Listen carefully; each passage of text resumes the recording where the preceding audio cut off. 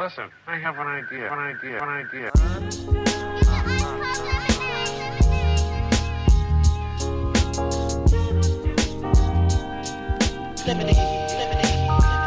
how I feel when you make lemonade.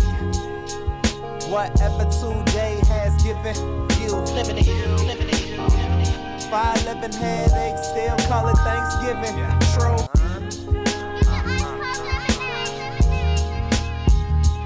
Welcome to another edition of the Super Dupa podcast. I'm your host, Rob Griggs, flying solo, but we're still going to make this work. Shout out to the man, McMahon. He's going to produce this, even though he's not here today. But thank you for checking out the Super Dupa pod. We do not take your listens lightly. Make sure you follow us on all socials.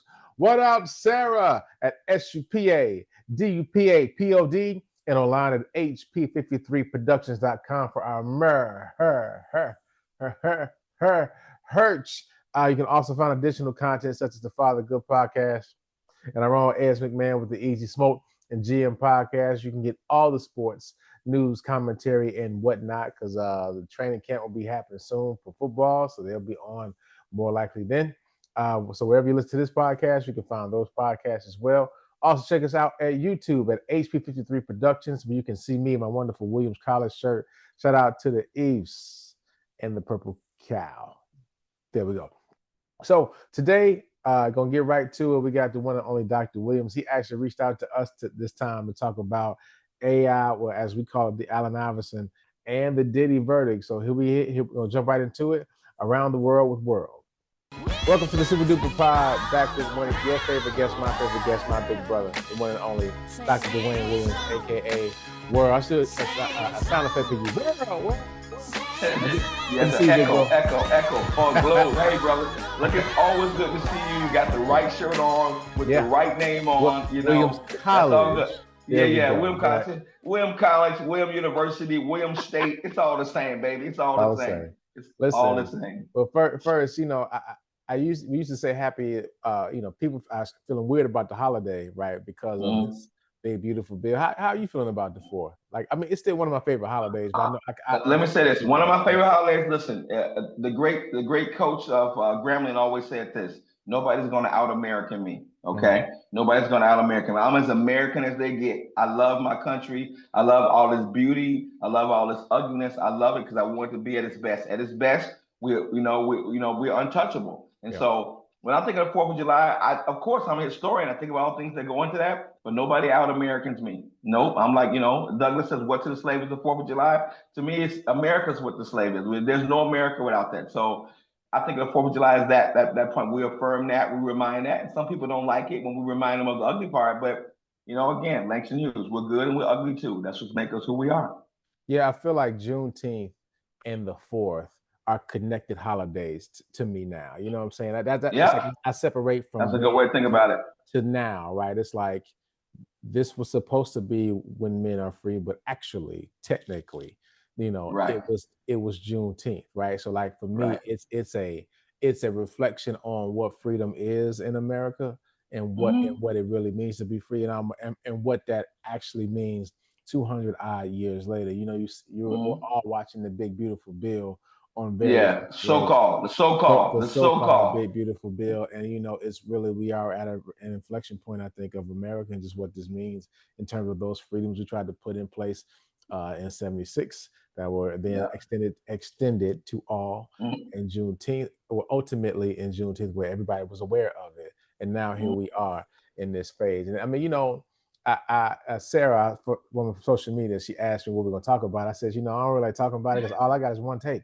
It's stupid. The whole point of pod is to have different takes. I got one, you got the same take. You know what I mean? Exactly.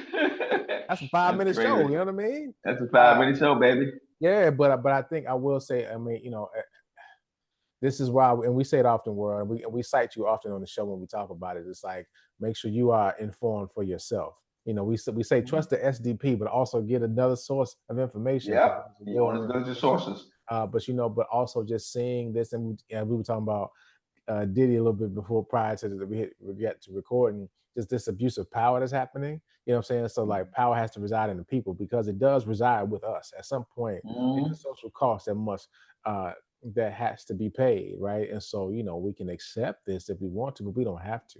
You know what I mean? And people Right. should be aware, because again, we talked about this a while back. We're supposed to be talking about something else. We'll get off this in a minute.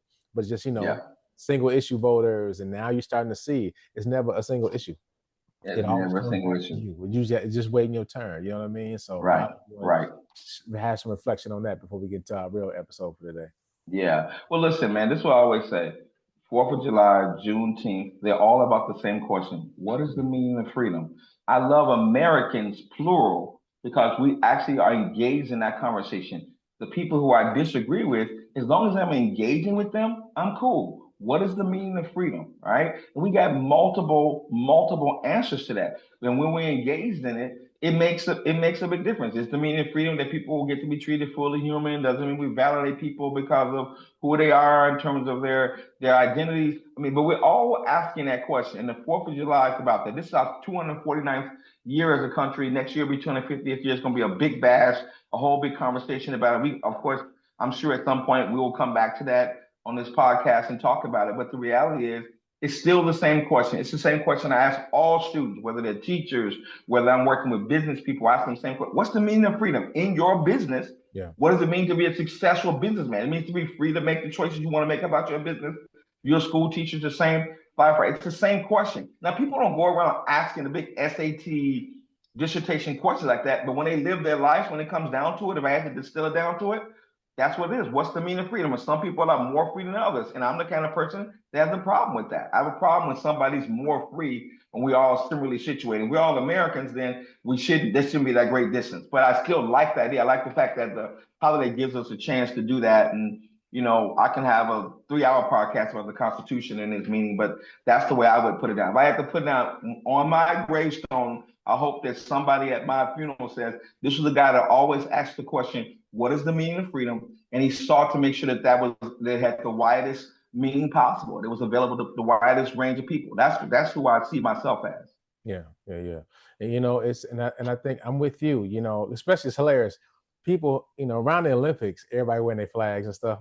Yeah. We get patriotic. With stuff was bombing away, right? You know what I mean? Exactly. We were. Here's the thing, world.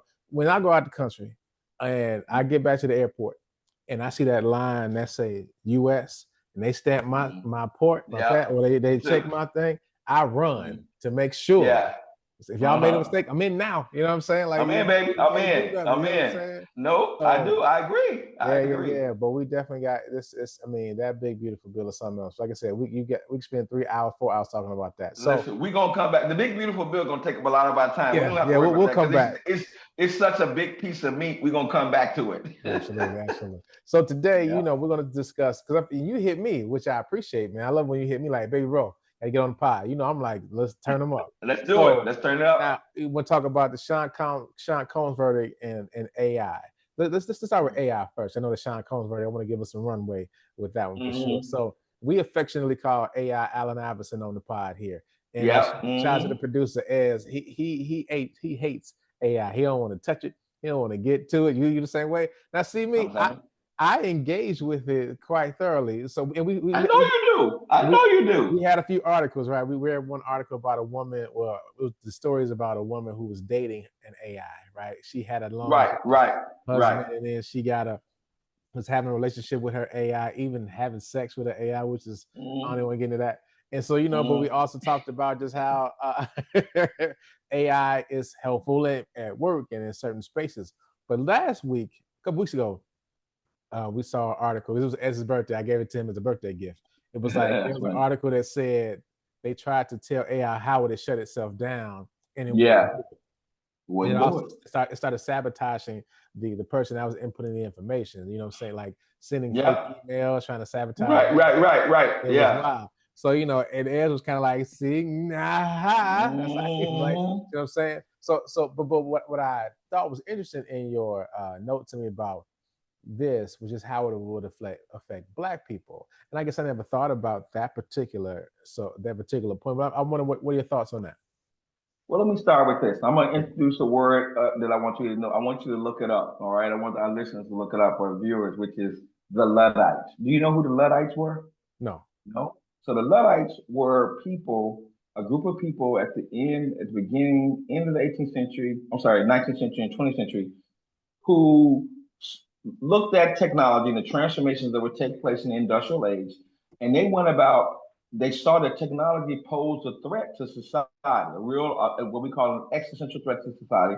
And the Luddites, at least some of them, went about destroying technology, machines that they thought would impact, reshape society and communities in ways that were negative. So the Luddite, often an insult is when somebody doesn't like technology, you might say you're just a Luddite if you're against technology. An Luddite. So the Luddites were so people know. Yeah. Ludd. Yeah. So the Luddites were people who destroyed technology.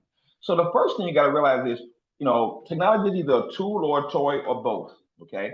And so this current iteration about Allen Iverson, aka artificial intelligence, is about the difference between, do we see AI as a tool or a toy? And if it's a tool, what is it a tool for? And if it's a toy, what is the purpose for? So when you hear stories about people dating, people, have AI relationships. I mean, my friend told me about, a guy who's, told his wife, hey, look, I can't break up with my AI. It's going to be either you, our marriage, or them. And I'm gonna pick my AI relationship. Wow. Right? Okay. And so, but that's because you're playing with a toy, and it's no different than when you're gaming and you get all wrapped up in the game, and that's one thing.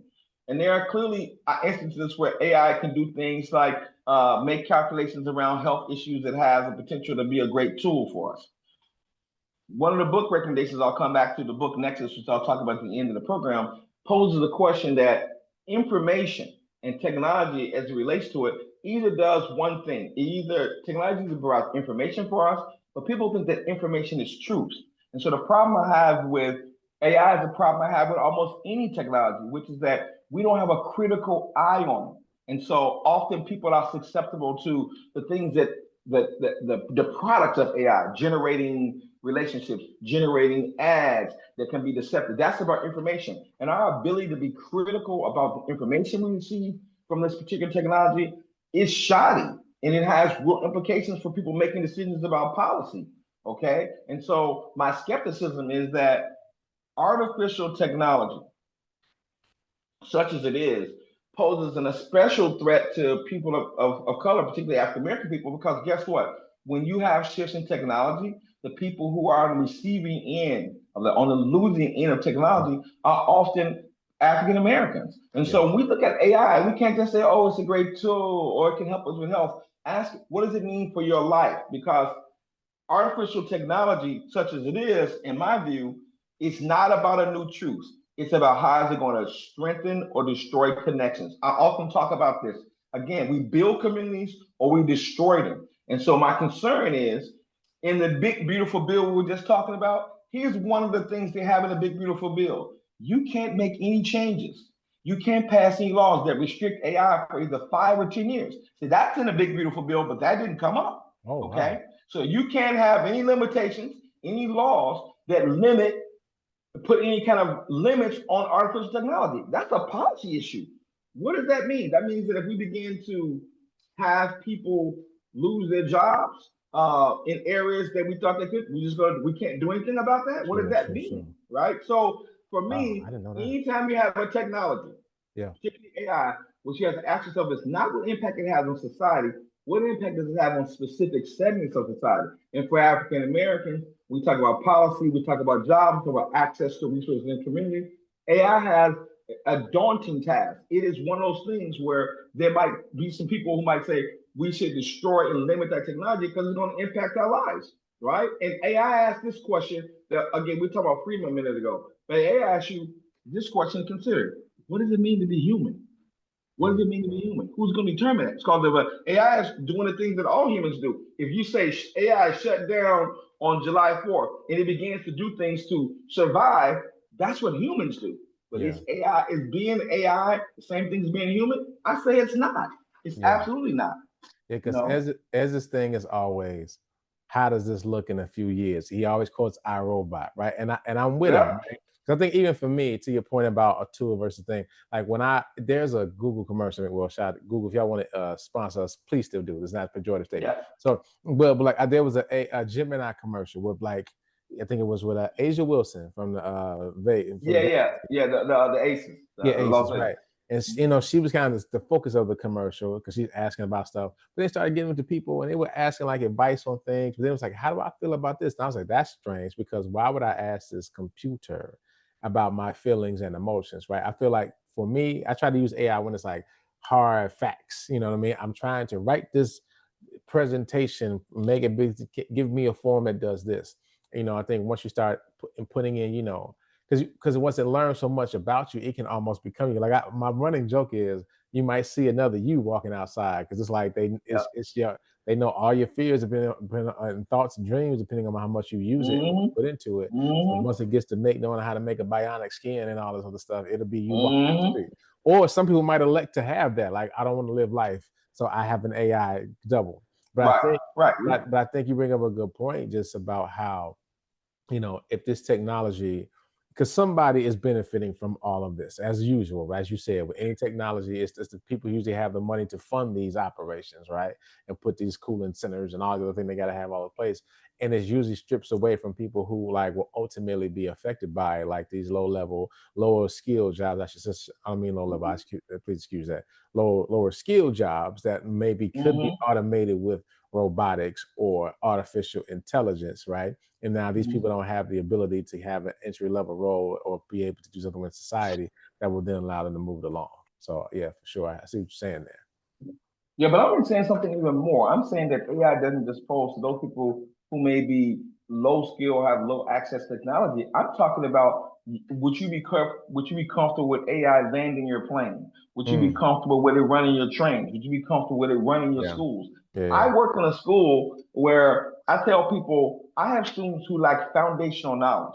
So if I go to Chat GPT and I ask the question, I'm asking the question rooted in my training as a historian, as an educator. Okay, and I'm asking particular questions that might make the tool give me something. But I'm not taking that response as the only response. I'm tweaking it, I'm putting my touches on it. But if you can't read, if you don't have full literacy, math literacy, scientific literacy, historical literacy, the questions you ask are just going to be the kinds of questions that you may ask to someone who lacks skill. So when I let students have access to that technology, I learn about a lot about what they don't know, questions they don't ask, silences that they don't have. And now we're at the point where even entry-level teachers, I had a teacher, we had a vigorous and great conversation about AI when she goes, well, you know, I use Chat GPT to have it write responses to parents to me when they write me an email. And so I asked her, but did you tell the parents that? Right? Because the parent is asking you the question. And you write a response that says, AI, write a response to a parent that has this thing, you know, that has this concern. And they write a response. It's a pretty generic response. It's one that parents might get if they're not, pushing too deeply. So it's not just low-level jobs. At some point, I see that people who are doing what I call crucial, foundational jobs, are you willing to give that up? And if you are, what does that mean for us, for society? What does it mean if you are flying the O'Hare and AI has said we can do that more efficiently, we can do that better? Would people really be okay with that? Right? Are they really going to be okay with that? Again, when I hear you talk about tools, you say, hey, I have a question, I'm working on a project, it helps me frame it. Okay, but if you just stop there, then what you've done is you ceded far more control over the technology. There might reasonably be said, because if the technology can do what you do, then why do we need you? If you saying this can frame it and you just leaving it where it frames, then we don't actually need the human component. And I think we do need the human component because there are questions that might be asked and nuances that might get missed. And no matter how perfect, how much we perfect AI, keep this in mind that the input, that the data, that the ability to do anything was still generated by humans, right? The AI isn't something that is inherently involved. It's not organic. It's that it's been something that was created by humans. Yeah, but let me ask this, just for the sake of podcasting, right? Like, okay, remember when it was like emails became a big thing, and instead of like folks stopped faxing because it's like you don't need to go have a whole separate machine, right? And it was this fear of, well, we're cutting out different things because now everything is digital, right? Everything is Right. it's no longer paper. We don't need people to file it. Don't need people to send it, right? We have it all, Mm-hmm. and so now you move it along a few years. It's like, oh, this digital age works for us to a degree, right? We're able to maybe house more information. So why can't let me ask, do you think AI will have that same positive trajectory, or do you feel like AI No. is a little bit different of a monster? Well, I think that both of them are different kinds of monsters. Think about cell phones. Yeah, What's the biggest issue about cell phones now? Taking cell phones out of the classroom. yeah, When I ask students to engage in a conversation, they can't do it. If yeah, I put 5 adults, 5 children in a room and they have their phones, they look at the phone. Okay. yeah, So you say, is it more efficient? Can we do things? It does make things easier. But the question is, at what cost? What is the social cost of that technology? I'm suggesting that the cost of using AI has a profound and enduring impact on society that's too high. And I'm saying that we can see that not at some big kind of Armageddon level, at the level that I'll go back to what I said. Technology is about connection. We're not connecting at the human level. People are on. We talk about social media, the impact it has on our ability to be connected and disconnected. Do we have more information? Is the scale of information better? Yes, but at what cost? yeah, And what cost? All yeah, right. I mean, again, I can think of 1,000 ways that technology can be great, AI can be great. But the issue for me is the net gain for that. Do I want to be connected to you? All right. If I was talking to you on a rotary phone, on a telephone, by letter, in person, those all have implications. And societies are sustained by the connections that we have. yeah, And that what AI does in the current version of technology, whether it's social media or whatever it is, what it does is make those human connections more difficult. And for me, as a social historian, that's deeply problematic because we may reach the point where the work I was doing on oral history, I don't have to do it anymore because, again, all the information will be collected. I can go on that place. But what I can't do is understand what's the human cost of apartheid or civil rights movement or whatever the issue is. I can just have AI tell me that. I can have the have something be a stand-in. There is no stand-in for the power of humanity. There just isn't. And yeah, so again, are there? I don't want to poo-poo it and say, oh, it's bad. It's not that it's bad. I think that's too simple. I think the better question is, what is the cost yeah. of having AI in terms of work, in terms of life, in terms of our society, big or small? Yeah. Now I can see this point because again, I'm still pro AI, and that's we I are. know that's okay. We're gonna swing you back. We're gonna swing you to the right side. Join me, and Dude, together we can rule. The humans can rule the world, and but not the listen, machine. but I will say this. I think when I was kind of bringing up that example about it changed the previous technology, as you were talking about, it's like, well, that technology just was more about the delivery of information, right? So they take a letter, take even the original mail, right? Before the post office got big and trains, like to write a letter to somebody, and it might get to them 2 weeks later, right? Now you fast forward, it became the delivery of information is the way that process is a lot shorter. I can send you a text from around the world, right? And Anywhere, you can know how I feel about you. Right? But I think AI is the generation of information. It's not the right? delivery of it. So, and I think that's the part that gets scary because even I have to watch myself. Like there are times that actually happened at work the other day. AI, they have it built into our computers. And Right. it always pops up like, suggestions. So you write a letter, it'll say you need help with the letter. And I was like, no, I'm cool. I'm Rob Griggs. I got this. I'm typing up the letter. I'll pop it up. Are you sure? But are you And I sure? turned to my coworkers and because I was like, I said it in colloquial terms what I needed to say. I said, hey, just make sure that's what you hear. She's like, oh, look at this. She look at Copilot. I said, Copilot didn't do that. I did that. But like, I did.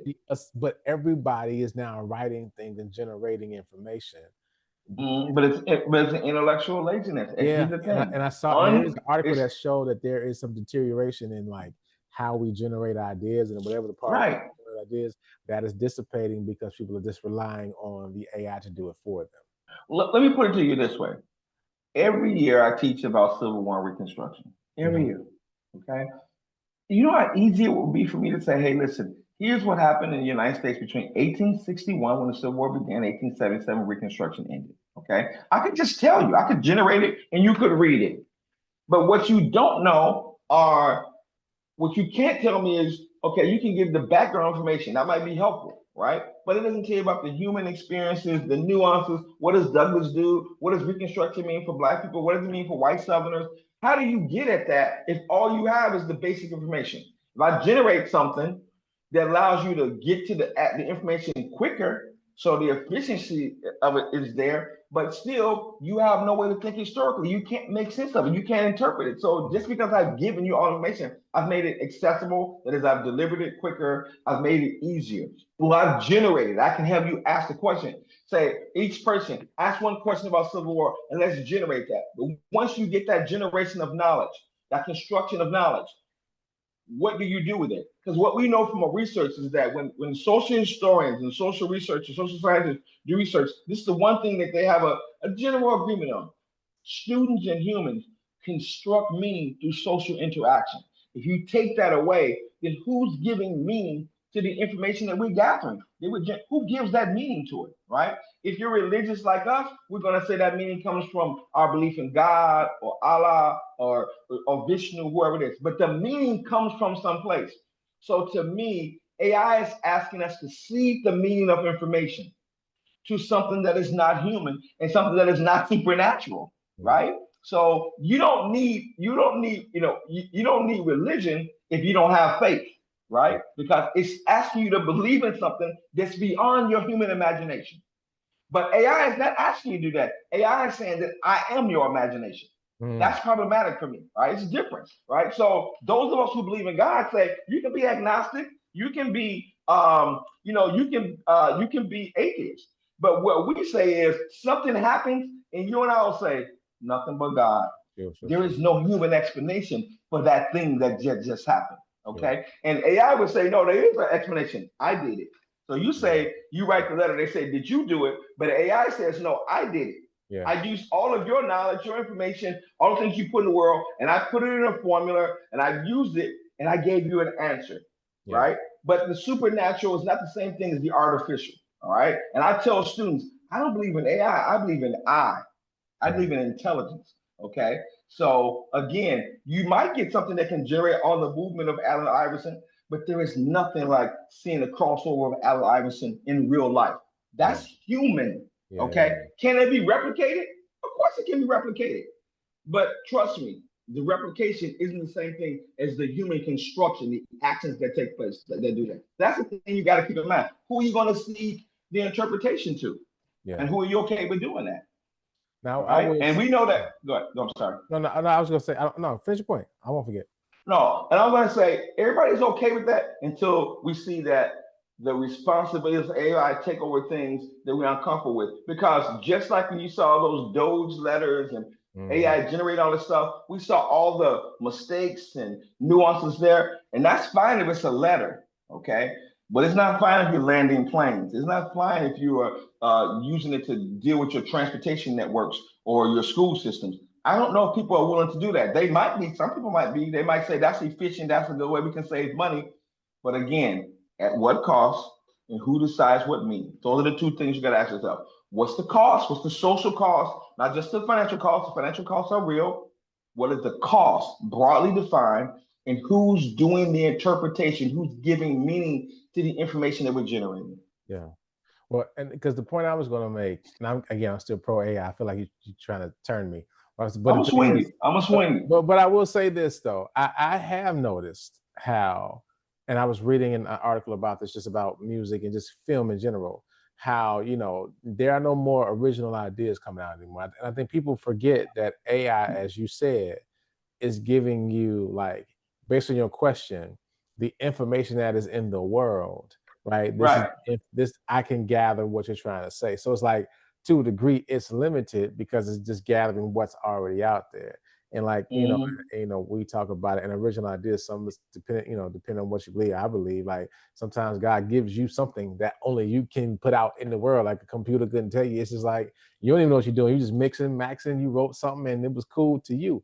And so I think I will say AI does kind of limit the originality that we would have before. I think that's why, using it as a tool it has to be the way. Like, again, I try to make sure I'm using it as a supplement to whatever creative thing I'm doing. Like, I've done it for pod.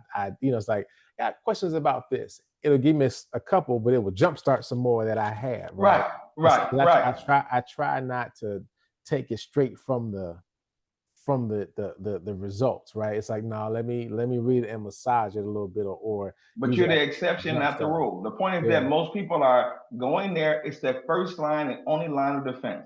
So you are a highly educated African American man with a certain level of lived experience, and so you're asking questions and you are using that tool as a stepping stone. Okay, but you got to ask yourself, would you trust that? Who would you trust that with? Is everybody doing that same thing? And when something's wrong, how are you going to do those things? When AI does two things, let me give you two examples. If AI generates, they had a New York Times article about how AI has become so sophisticated that now they've been used to shape and define the outcomes of political campaigns in Western and Central Europe. Okay, they did a survey. They gave 5 examples. And no one could actually identify the human-generated commercials versus the AI. That's one. Secondly, just today, I think it was on CBS morning show, they gave an example of the top, one of the new music groups that came out. It was an AI-generated group. Wow. Okay, all the music had been generated. And what I thought was very telling was the host said, that music sounded like, it was kind of like an indie pop kind of sound. And it was clear that it had drawn resources from all those indie pop sounds and had generated something that would have been familiar to someone who's interested in that genre of music. It was great music. It was interesting music, but it wasn't original. It wasn't human inspired. So again, AI is the broadest definition of the available human resources, but it's drawing from that. It's not generating things, and and I shouldn't say that. It's generating something new and different based on the input that comes from what humans have generated, which is why the New York Times and other outlets are saying you can't use our stuff to do two things: generate a response and then actually capitalize on it. So you're going to sell your AI model to someone based on the fact that the New York Times or some other resource has generated this knowledge? How do you profit from that when you didn't actually create the thing? Whether that's voice, whether that's music, right? Because music can be good or bad, right? But the connection to it grows again from humans. Who's evaluating that? And I think that's the hard part that people can't get on. We use AI as a part of our world. It's the same way that text messages are. I mean, I still write letters, but that doesn't mean I don't send texts or I don't send emails or I don't send faxes. I use all the available resources. But you and I are critical thinkers. Going back to our original question, how many people within the African American community, within communities of color, within marginalized communities, within poor communities where they have lack of access to technology is going to do all those things? They're going to critically be able to evaluate and use that resource. Yeah. And it can't be that we're reacting to the consequence of that. When we realize, oh, my job is out. Oh, I can't do that. Or something is doing that in a way that makes me feel unnerved. I'm scared by that. Am I willing to give certain aspects of our society over to technology? Even though I know about the information that comes from humans, it's not humans who are operating and managing it. Those are all questions we should be asking, and we should be especially asking it now in light of the policy changes, like our political culture and our climate. Like, you have to ask those questions before you can say, hey, I'm committed to AI or I'm not committed to AI. It's like, no, that's the wrong question. The question is, if you use this tool, what is the implication of using that tool for the life you're living, for the world you want to create, for the society you want, for your family? Like, those are questions you have to ask. If you don't ask those questions, it's not enough to say, hey, I'm at work and I'm writing a letter, I'm working on a project. That might be appropriate use, it might work for you. But then you might be against it in other ways. You might have some skepticism in it in other ways. I don't know if we have enough training on it. When I see OpenAI and I see people who are leaving OpenAI and I see the fight over chips and over resources and who's getting them, I don't see any Black people there. I don't see any poor people at the table talking about how AI was going to do something. If you look at the history of OpenAI, you look at Elon Musk and Sam Bankman, who are the people who were, initially involved in it. Initially, OpenAI was supposed to be a nonprofit that was designed to kind of be a bulwark against the dangers of AI. Now it's morphed into a capitalist enterprise, which is, hey, I want to know if we can get the fastest chips to help us generate the fastest responses. And we all know that when those conversations happen, there are no poor people around. There are no black people around. There are very few, if any, women around. So who's making those decisions? It's the same problem we always have when the few make the consequential decisions for the many. That's why I have a problem with AI. The few are making the commentary for the many. And some people are kind of, oh my God, it means the world's going to end. Guess what? Humanity's too strong for that, but it doesn't mean it can't be tested. It might be tested.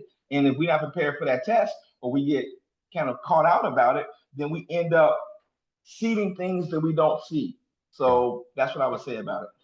And I mean, so here's the truth, right? And I'm sure you know this. Like, AI is here to stay. I think it sounds like your concern is the management, how it's used. So what are some suggestions that if Trump called you today? We know he ain't calling you, but if he calls, he might. Let me check my text. Let me check my test. Let me check my fax machine and see if I got it. I didn't mean to underestimate you. Yeah, that picture might have came to your window with a note. Exactly, the homie. So, exactly. So no, but all jokes aside, like, because for example, I think I heard one. I don't know if this is a rule across the board, but like maybe it's not allowed in school, especially like elementary, high school, even college, right? You know, you can't if your phone or any type. Because I hear you, the critical thinking piece. That's like the last. That's the path. That's human race is gone when we can't think anymore, right? We're not thinking critically. Shout out to Williams. One thing I loved about Williams was that we were in these small classes and you could not participate. Like, you know, we have form classes with 250 people in there. You could hide, duck in the back, and you right. 45 minutes. But when I had a class, what was it? It was some literature class. I don't know what. But it was 8 of us in there, and I'm like, I gotta read every week. It's like I just read. I gotta say something every class. Every class. Got to, because it's hours. I mean, it's gonna be Rob time at some point. So I think long 15 weeks. I would offer one suggestion is like especially through high school, but I would include college if you could. No phones. If I know it's hard to implement because the phone is now part of our life. But I think if there's a way to remove that technology from the classroom, to then encourage critical thinking. But if you got more suggestions, I'm open to them now. I mean, we got 1,000 of them, and we don't have time for. But I'll start with this. It's not so much. So one, first of all, I don't believe in denial. Denial is a river, okay? And so my whole issue is, it's a tool. When is the appropriate use of the tool? Having some shared, agreed upon standards about when the tool is going to be raised, going to be used in a school setting. That's AI, that's cell phones. So I'm a person who doesn't allow cell phones in my class, but if we're going to do it, I say, hey, okay, today we're using a cell phone for a specific purpose. Sure. Okay, that specific purpose can be, often I'll have students doing interviews, so they have a voice memo on it. This is a tool that can help you do that. So if you're using it for that purpose, it's a great tool. If you're using to surf the web, to check on your Instagram page, that's not useful in the context in which I'm trying to teach and learn. So to me, having some agreed upon ways when and how the technology will be used and for what purpose, that needs to be done. Right now, you can just turn your iPhone on or turn your smartphone on and you Google something, and now you're generating some questions. You're having the technology be imposed on you, and maybe you don't want that. Maybe you want to be able to explore in some way.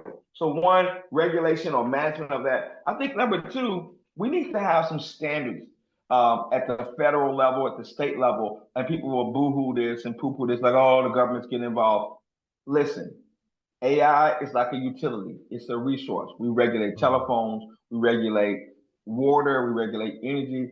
AI needs to be regulated with some federal regulations that are in place about what are the limits, what are the capacities of it, who's going to manage that, and that's always attention, because what they say is, hey, I'm an entrepreneur, I'm a technologist, I want to go wherever I go, and then we'll deal with the implications, afterwards. But I'm a person who believes that in a democratic society, what you do is you engage in a conversation about what the implications are. What is the public good of AI? We need to have a national conversation about that. We need to have a set of regulations that deal with that. Ultimately, we need to deal with that. And we need to also do the third thing. Let's do some basic education. You and I have been batting around AI. We never talked about what AI is or what it isn't, right? I'd say that AI is about information. It's about the difference between connection and truth. People look at something on the internet, we know this on social media, and they'll say, well, the Black Twitter says this or the internet says that, but we still don't have the critical eye. So we have to really have a shared understanding about what artificial intelligence is, a definition or definitions of what falls under that. You can't regulate or manage something if you don't know what it is. When you're playing basketball, you can't have eight women on the court at the same time. That's not basketball. Okay, that's something else. So there's a set of rules and regulations that might make it efficient. So again, one, we're going to talk about when and where is the appropriate place to use the technology. We're going to define the technology, okay? And we're going to have a conversation about what are the best ways to regulate it with the public good in mind. Because all of these companies have in some way access resources, public resources, tech dollars to generate them. We're not going to Mars, or people may say, oh, Elon Musk or somebody's going to send us to Mars. But guess what? All these intergalactic attempts to go beyond our boundaries are often funded by the public. So the public has a vested interest in defining it. So knowing what our public good is, knowing what the definition is, and knowing specifically about when and where is the appropriate use of the technology, right? And asking those questions. Is this a tool or a toy? When is it appropriate to be a tool? When is it appropriate to be a toy? And having people, a wider range of people weigh in on that. We have a narrow range of people now, and we have this kind of idea of what I call, there's this great man theory. There's these guys, they're so smart, they're in technology, they're in the Silicon Valley, and they know the most about, the best and most about what AI should do. And I'll go back to our original conversation when we started. I mentioned the Luddites. If your goal is to engender public commitment and support of AI, then you have to manage the potential and real or imagined fears that people have about the impact it's going to have on their life. All right. And that means a wider range of people need to be involved in the conversation about what AI is. Okay.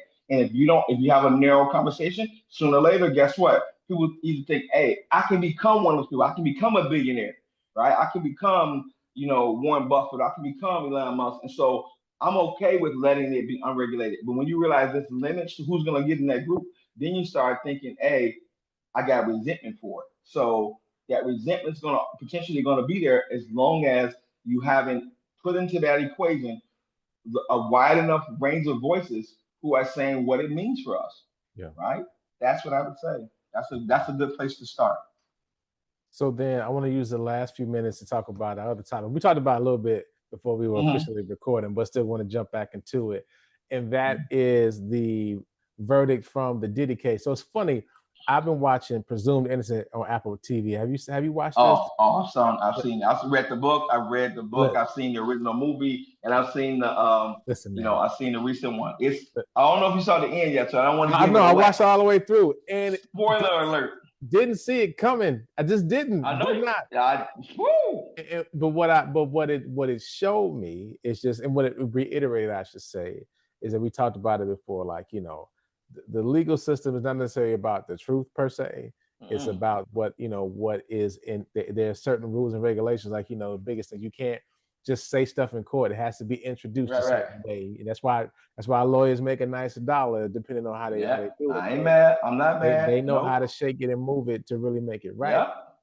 All that pertains to this Diddy cases because, of course, he was not he was not found guilty of the RICO stuff. The larger charges were found guilty on the. Again, they're still big charges, but they're lesser. Yeah, you're talking about a federal case is a federal case, no matter what you get charged on. Yeah, exactly. Yeah, because trust. When the Fed's knocking, they leave them with something. Okay, it's like you ain't getting you're not getting off. As we always say in basketball, there's no uncontested layups. You're not going down the lane and nobody's giving you a free layup. You're gonna get a hard foul. Oh yeah, the ball might go in, phrasing, but you coming up with a scar or something. You know what I'm saying? Yes. Yeah. So now I know with the Diddy cases, and I've seen it online too. Like it's been a lot of guys saying, like I told y'all, he was gonna be free.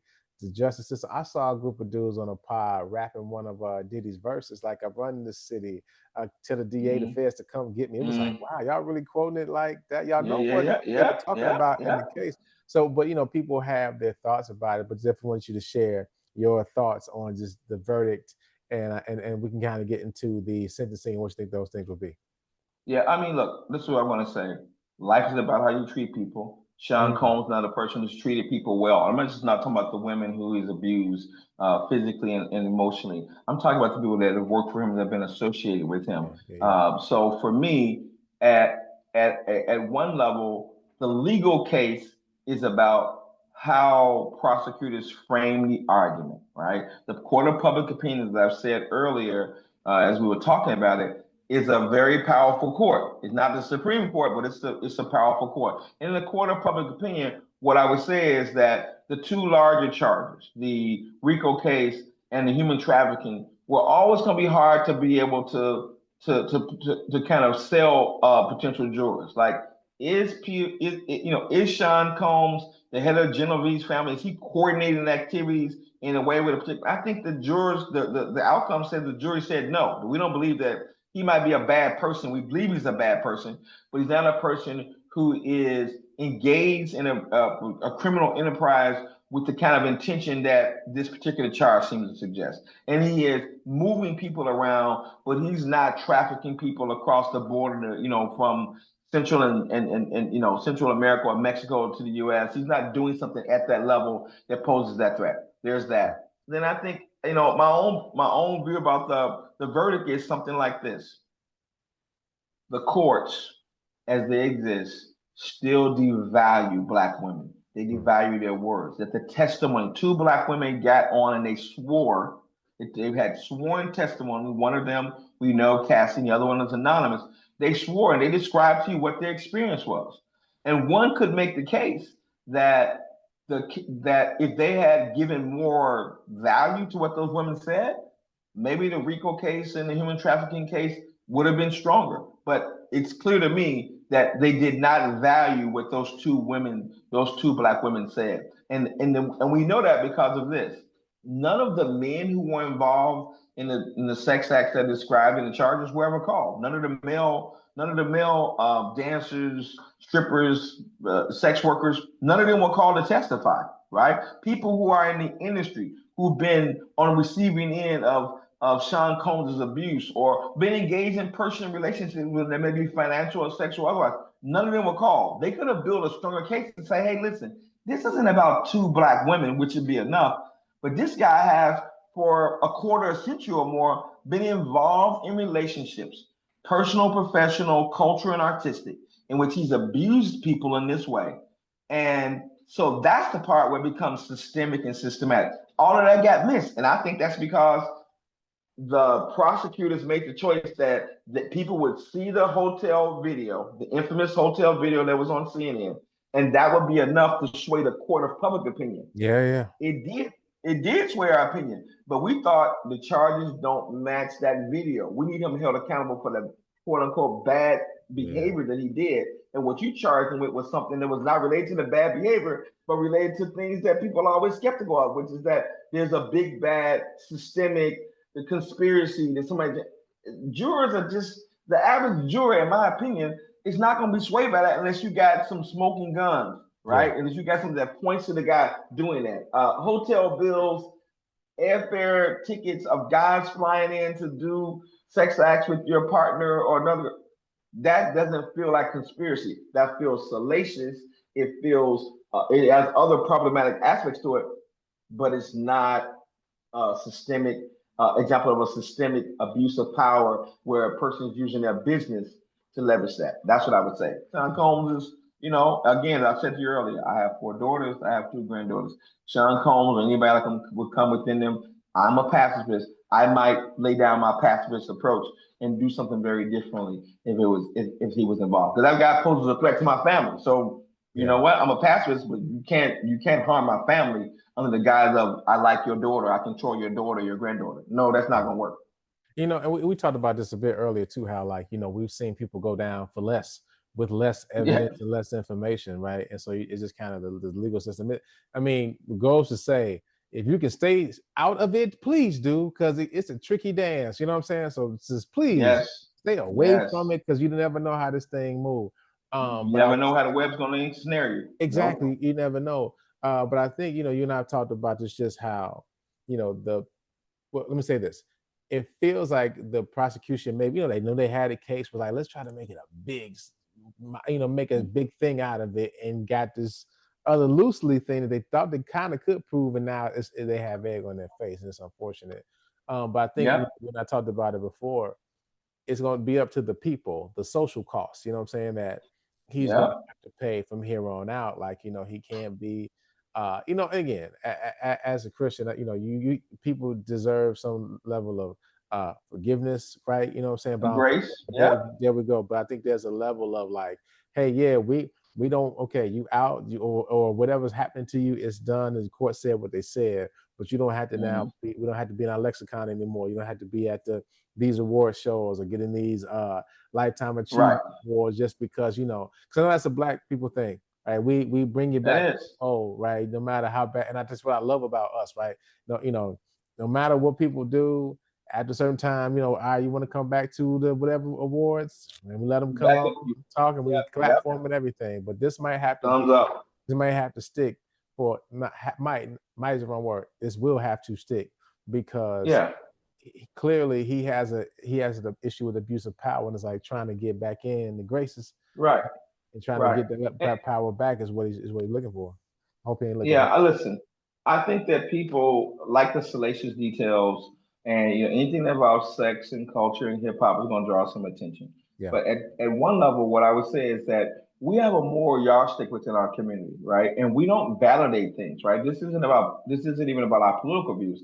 There is a moral yardstick, and I think that at the core of our culture, broadly defined, and there's no singular African American culture, but in that culture is this sense that there's a profound and abiding sense of what's right. We don't think what Sean Combs did was right, and we don't want to have the cultural spaces where we validate the things that are right about us, whether it's the BET Awards or some awards. What those performative, rituals are about is validating, like, this is the best of who we are, right? We give Lifetime Achievement Awards that somebody's embodied something that's the best of who we are, not only thing. And so now it's at the point where there has to be some amends, there has to be some humility, there has to be some acknowledgement that you've done real harm, not just to those human beings that you devastated physically and financially, but to how people view the possibility of Black men, Black masculinity, relationships with women, all those things. Because here's the thing, you become the harbinger. You're like the standard. So there might be people who are doing lots of positive things. They don't have the platform that he has, right? So we always talk about, we like so-and-so swag. What we talking about is that swag that affirms us, not that undermines us. So the ability to be a Black man, to move in this space. All Black men aren't doing those things. All Black men who are rich or affluent aren't beating their partners up. They aren't abusing people. They aren't threatening people. But if you're the person who's the face of that, there has to be some acknowledgement, right? John Coltrane in Love Supreme. What's the first song in Love Supreme? It's acknowledgement. You can't get to reconciliation. You can't get to validation or re-entry into the community without some acknowledgement. Do you recognize the impact of what you did beyond the charges? So the charges have spoken for themselves, and there'll be federal consequences. I mean, 21 months in a federal prison is not something that any of us want to be involved in. Not at all. Yeah. Right? That's a So, because I'm not, because I don't want to diminish. I think he's still going to get time. You know what I'm saying? I mean, well, it's going to get, he is. Here's the thing. We don't see the pictures of him, but listen, your hair coloring is gone. We see a lot of gray hair. Right. And so that's my understanding is that when the verdict, the big verdicts were read on racketeering and on the human trafficking, he fell to his knees and started crying. He realized my life has been saved. That doesn't mean that the other charges are less so. They're seriously involved in prostitution and moving people and abuse. We get that. But from a federal standpoint, if the guidelines are followed, he's going to serve maybe 27 months. He would have been in jail for 12 months. So he will get his life back. And guess what? His life, even a modified, damaged Sean Combs, will be living a life that is better than most. Yeah. And the example that I would remind you of for this purpose is this: Orenthal James Simpson. Mm. Okay. Okay. So he was disconnected from the African American community. In my view, and the evidence strongly suggests that he murdered two people. But the response of the African American community was that the justice system had a habit of doing unjust things to other Black people. So there was an unspoken sympathy for the fact that he quote unquote got off. It wasn't that people thought OJ was the greatest guy in the world. It was that the fact that he got off was the exception and not the rule. The same is true for Sean Combs. The empathy, the whatever people are responding that's positive, it's not so much about him per se. It's about the idea that we know all too often there are people who have been on the losing end, on the unjust end of our legal system. And we can see that, oh, in this case, he had a great lawyer and they had a weak case and it came out well for him.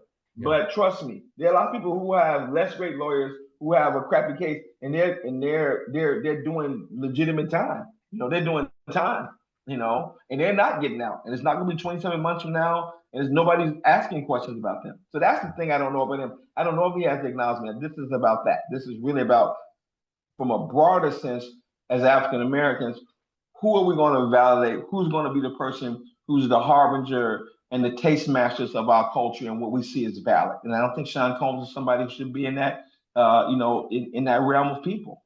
Yeah, I just hate that. You know, it's as I talk about a lot.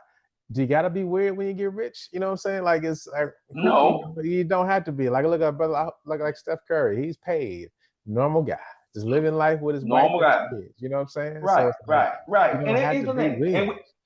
And here's the thing: we within the African American community, we give such wide variance to that. We don't expect you to be one thing, but if you're outside the boundaries of even the most creative, flexible, and non-judgmental version of African Americanness, of Blackness, if you're outside that, that means that that's a commentary about you, not about us, right? So what we call it weird is, wow, man, we give you a wide variance. Right, we let you wear the clothes you want to wear, the colors you want to wear, the lyrics you want to say. Okay, we give you all this stuff, and you found a way to go beyond that. Yeah, that's about you, and so that's not about us. And I don't want it to become about us. So Sean Combs can't then stand in for me or for we or for what we represent culturally or for hip hop culture. I don't think that. In my own view is this: I was never a fan. I never thought he was an originator of hip hop culture, but I think he's an impresario, and it would be dishonest to say that he hasn't had an impact on the conversations we've had about hip hop culture and those kind of things. But you got to give him his props, right? You got to give him his props. Right. To not do that is a kind of denial. That's unfair. Like you can say what you want to, but all those nicknames he has, all the artists that was in his stable, all the people that he shaped and defined and guided, there's a reason that he became a brand ambassador for vodka and a brand ambassador for this, because he was associated with something and he was the person guiding it. What we don't know, we won't know for another 5, 10, or 20 years is what's behind it. What was behind Bad Boy Records? What was the human cost of that, right? And guess what? People are going to tell their stories, but the things that I've heard have not been encouraging. But that doesn't mean he hasn't had an impact. So has Clive Davis. So has, so as the founder of Motown. I mean, again, we're good and we're ugly too. This is the ugly part of it, and it can't be this. It can't be a stain. It has to be something that's a commentary. It's something that exists. He did these things. He was involved in these things, but it has to permanently stain the culture. Yeah.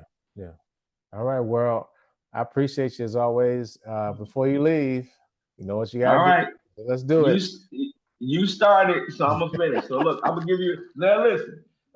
I often give you books, and you say you're gonna get them, and you might not get them. So I'm gonna start with something that's so easy that you gotta get. Okay, Yuval Noah Harari's book Nexus. Okay, Nexus. You have to listen within the next 72 hours. You have to send me a picture with Nexus in your hand. Okay, gotcha. You have to. Nexus is a book. The best way to describe it is it's the history of information. Okay, from the Stone Age to AI. Okay. That's Nexus. All right. History of information. You said Yuval Noah Harari? Yep. Okay. Harari. It's called Nexus. Yeah. Okay. It's in paperback now. I think it came out 2024. It's called Nexus. It's the great kind of, what he does to me is he takes all this information about information technology, the whole conversation we have, and what I love that he does that's really good is he does this thing where he does equal part kind of analyzing things, and then he blows your mind away like, yeah, I never thought about technology in that way. I never thought about AI in that way, or email in that way. So he gives us some historical context. It's a really accessible book. It's a great piece of what I call pop history culture that can help you understand this conversation we were trying to have today about AI. So Nexus is a book you have to read. I really do. I think that given your busy schedule, you should definitely spend some attention on the first and the last chapters, which was about AI in the beginning of it, and think about our friends, the Luddites. I think next time I'm gonna have my Luddite shirt on. I am a Luddite. I'll have it on. And then I'm torn. I've always got two books, but here's the second book. It's Kathleen Rooney's book, Old Democracy. Since we had the big ugly bill that just comes out, this is a novel that's about two senators from our great state of Illinois. It's 2008. She's writing a book that's part funny, part a critique on politics and citizenship that asks us some difficult questions about what happens in this world when politics begin to take on both. It becomes the theater of the absurd, but then becomes a kind of exercise in realism. And so it's a really nifty novel. I always think it's good to have a good book. What's the title again?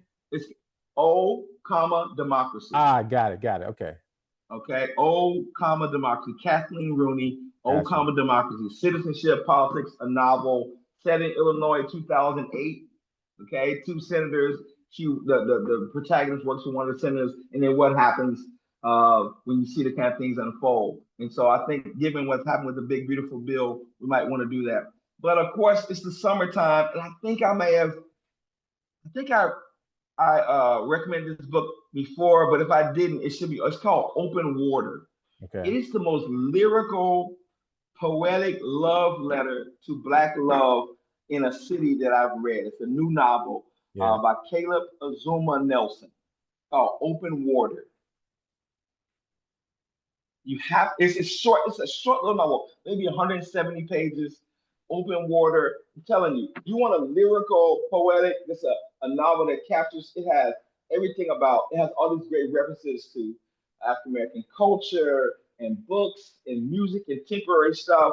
It has a great commentary on Black masculinity and identity. And it has things that I think all young people, no matter what their background, should be doing in summertime. Meditating on love, meditating on relationships. It is beautiful, man. Right. So you want a book on technology? I gave you Nexus. You want a book on politics, deal with the big, beautiful, ugly bill? I gave you Old Democracy. And if you want a book on summer love, I gave you Open Water. You owe me. But guess what?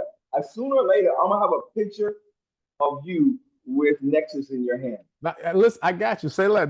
You're gonna have that sooner rather than later. Trust me. Okay. I'll even post it on the gram. I have Sarah post on the gram. Oh, please do that. Told them, got it. You know what I'm saying? All right. I may come out of retirement and give up my boycott of social media just to see you on the gram with Nexus in your hand. I may break my fast.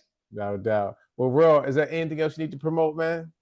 No, listen, I got a lot of stuff I'm working on. I want to talk to you about it some more. Yeah. I think I'm really looking forward to another chance to talk to you guys. I think the next time we talk, I want to share some things about what's going on with education, what's going on with politics, and some commentaries about culture that I think that I'm working on that I want to kind of flesh out. But I think for now, we've given people some food for thought. As always, want to thank my brother, Dr. Williams, for joining the Super Duper Pod, for always dropping knowledge, and some great comments on AI. Again, I'm still pro AI. He tried to turn me against it. But, there are also issues. I think he made a good point. It is a tool and it should be used accordingly with some guidelines. It should just not be unchecked. And, we should be mindful of all the people that have access to it and to the use of it. So appreciate him bringing that to us. He'll be on shortly in the next few weeks regarding another good topic. Want to reiterate the book he told us to check out: Nexus by Yuval Noah Harari, Old Democracy by Kathleen Rooney, and Open Water by Caleb Azuma Nelson. So thank you for checking out the Super Duper Pod this week. We do not take your listens lightly. Make sure if you enjoy the holiday, enjoy your family, get some rest, be careful with all the fireworks and whatnot. But take a time to recharge. That's what I'm gonna try to do. So make sure you take care of yourselves and each other. Hey, mama, this is the Supa, Dupa podcast. That's champagne, real pain, champagne from you and I. Wait, you and I? Now that's champagne if you was I. Would you be off on this campaign? Is it suicide? If you know that bringing hope here is how careers die. Or do the K stand for kamikaze? The J silent is everywhere, you can feel them probably. Surely, lately, I've been up late with demons in my basement trying to get me to hate this. Life thinking I should be further and then I choke up. As soon as I got silent, then the truth spoke up. This said, how you know you ain't perfect? Let that soak up and soak in. You know how you know that you blessed? I woke up.